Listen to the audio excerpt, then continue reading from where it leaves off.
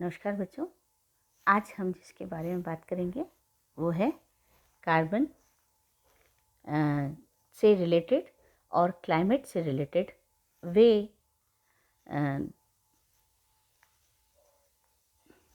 Sorry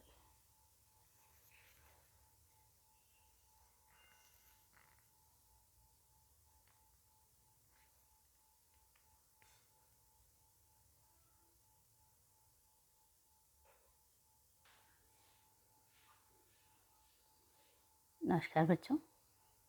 आज हम जिसके बारे में बात करेंगे वो है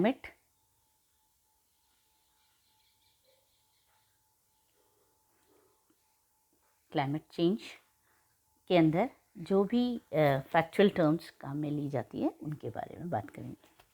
ये कुछ टर्म्स हैं जब हम जलवायु परिवर्तन की बात करते हैं तो काम में ली जाती है, तो इन्हें समझना काफ़ी आवश्यक है आपके लिए। तो आज ये जनरल क्लास में आपको मैं बेसिक चीज़ बता रही हूँ।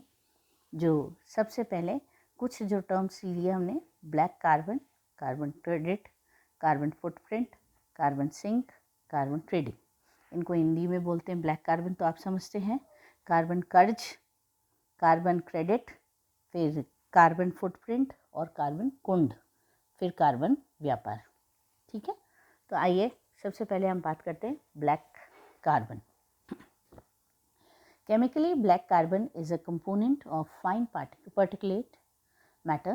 Black carbon consists of pure carbon in several linked forms.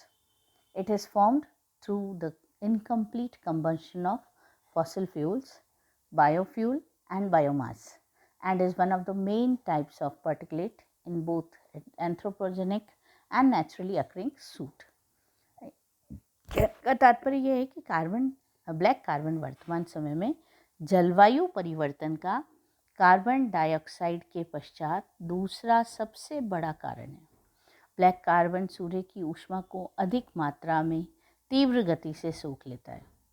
Black carbon का उत्सर्जन भौतिक एवं मानवीय दोनों ही कारणों से होता है।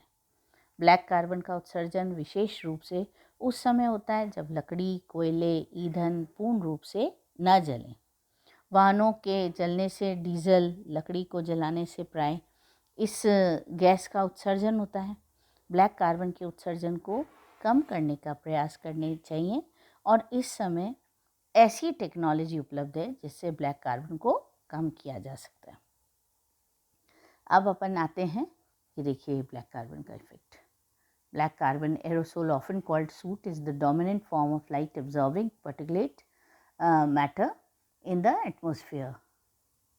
फिर black carbon is emitted by incomplete combustion processes, both human and natural. अब आते हैं अपन कार्बन डेब्ट पे। कार्बन डेब्ट refers to the debt owned by developed countries to developing countries for the damage caused by their disproportionately large contributions to climate change.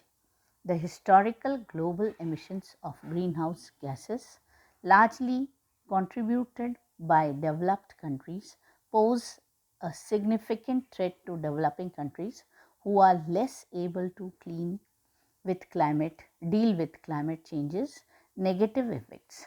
Therefore, some consider developed countries to owe a debt to developing countries for their disproportionate contributions to climate change. Yes, ये होना चाहिए। वैसे विश्व के विकसित और विकासशील देशों में ग्रीन हाउस गैसों का उत्सर्जन समान मात्रा में नहीं है। उदाहरण के लिए संयुक्त राज्य अमेरिका में प्रति व्यक्ति कार्बन उत्सर्जन 60 टन प्रति वर्ष है, जबकि भारत में यह मात्रा केवल आधा टन प्रति व्यक्ति प्रति वर्ष है। विकसित देशों में अधिकतर ऊर्जा उपभोग ईंधन, कोयला, पेट्रोल, प्राकृतिक गैस, लकड़ी आदि से होता है, जिसके कारण भारी मात्रा में कार्बन डाइऑक्साइड का उत्सर्जन होता है।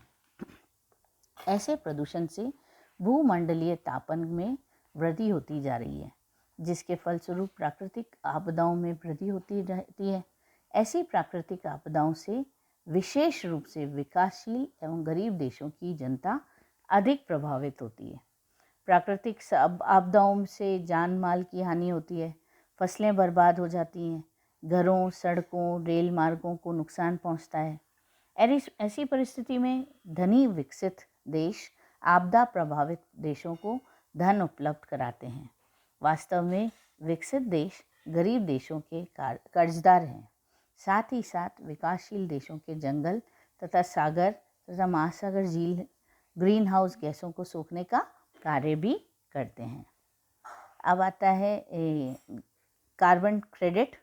कार्बन क्रेडिट की अवधारणा को उत्पत्ति क्योटो प्रोटोकॉल से हुई थी, जिसमें 169 देशों ने हिस्सा लिया था। क्योटो प्रोटोकॉल ने कानूनी तौर पर प्रत्येक देश का ग्रीन हाउस गैसों को उत्सर्जन की सीमा निर्धारित की थी। क्योटो प्रोटोकॉल के अनुसार विकासशील देशों में जो है ग्रीन हाउस गैसों के उत्सर्जन पर निम्न फॉर्मूले के आधार पर सीमा निर्धारित की थी। ग्रीन हाउस गैसें का उत्सर्जन क्योटो प्रोटोकॉल की निर्धारित सीमा या उससे कम होना चाहिए। जो देश ग्रीन हाउस गैसों के उत्सर्जन को कम करने के सफल हुए हैं, उनको कार्बन क्रेडिट एवं सर्टिफिकेट प्रमाण पत्र जारी किए जाएंगे। ग्रीन हाउस गैसों में जल वाष्प, carbon dioxide, methane, nitrous oxide, ozone ये सम्मिलित हैं। अब हम बात करेंगे कार्बन फुटप्रिंट की। जैसा कि ये official definition by the World Health Organization दी हुई है। According to WHO, a carbon footprint is a measure of the impact of your activities have on the amount of carbon dioxide produced through the burning of fossil fuels and is expressed as a weight of CO2 emissions produced in tons. Carbon footprint पृथ्वी पर पाए जाने वाले ऐसे चिन्ह हैं जो मानव की प्रक्रियाओं के कारण उत्सर्जित कार्बन के द्वारा उत्पन्न होते हैं। दूसरे शब्दों में ये चिन्ह पर्यावरण पर मानव के प्रभाव को दर्शाते हैं। इनको कार्बन डाइऑक्साइड की इकाई में मापा जाता है। अब आते हैं, अपन बात करते हैं carbon sink. Carbon sink is any reservoir, natural और otherwise, that accumulates and stores some carbon containing chemical compound for an indefinite period and thereby lowers the concentration of CO2 from the atmosphere. Globally, the two most important carbon sinks are vegetation and the ocean. Public awareness of the significance of CO2 sinks has grown since passage of the Kyoto Protocol, which promotes their use as a form of carbon offset. There are also different strategies used to enhance this process. कितनी अच्छी तरह से समझाया हुआ है। Carbon sink कोई भी carbon मुक्त करने की तुलना में कार्बन को अधिक सोखती हो कार्बन कुंड कहलाती है। ठीक है। जंगल, मृदा, सागर, महासागर, जलाशय, वायुमंडल कार्बन का संचय स्टोर करते हैं।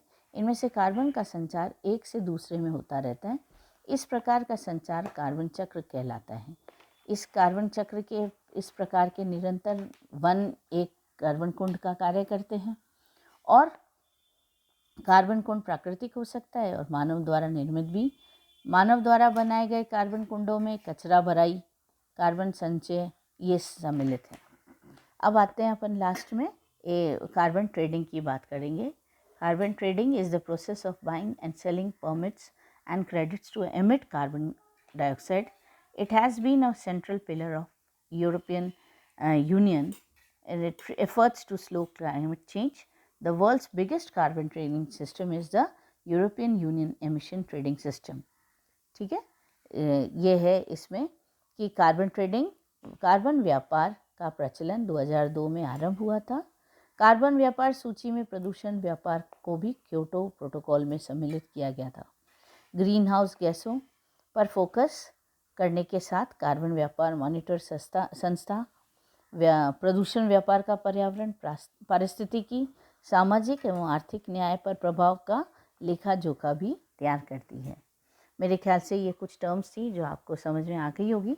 और मेरा ये लास्ट का क्वेश्चन है कि can you right about the terms you studied. Thank you children.